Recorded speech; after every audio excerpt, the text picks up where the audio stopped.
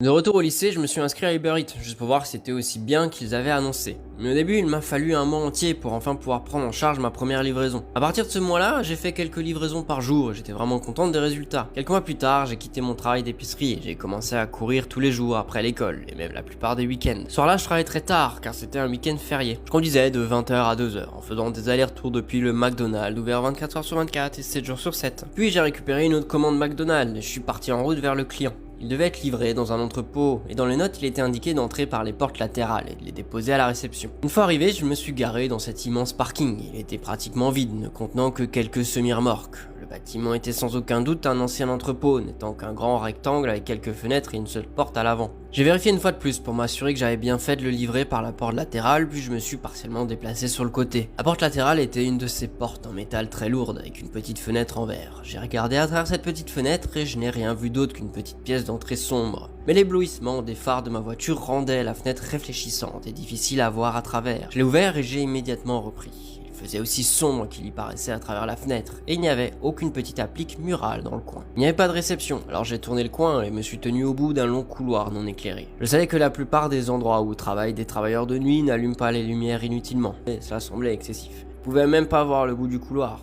Donc si je descendais là-bas, je marcherais dans l'obscurité totale. J'ai sorti mon téléphone et vérifié. Maintenant, une troisième fois, pour voir si je m'étais trompé d'endroit ou si je m'étais trompé de porte. Mais tout semblait bien. Je n'avais aucune chance de traverser ce couloir, et plus j'y pensais, plus je réalisais à quel point tout le bâtiment était calme. Qu'une machine ne bouge, ni personne ne parle. Pas un son du tout.